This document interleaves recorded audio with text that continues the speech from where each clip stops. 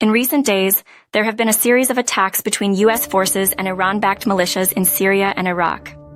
It all started when U.S. fighter jets bombed facilities used by Iran's Islamic Revolutionary Guards Corps and its proxies in Syria. In response, the proxies launched an attack drone at U.S. forces in western Iraq. Pentagon officials have attributed these attacks to Iran-backed militias. This raises questions about whether the airstrikes carried out by the U.S. can achieve their goal of deterring further attacks.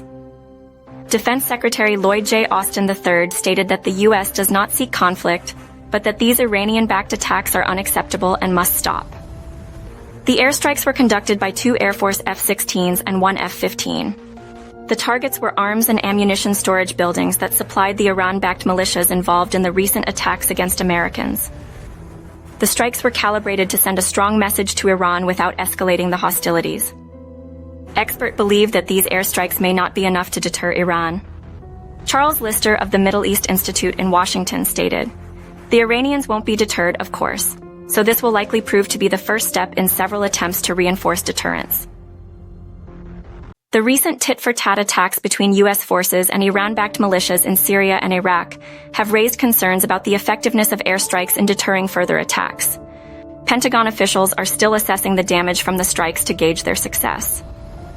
The strikes targeted a weapons storage facility and an ammunition storage facility near Al-Bukamal, Syria.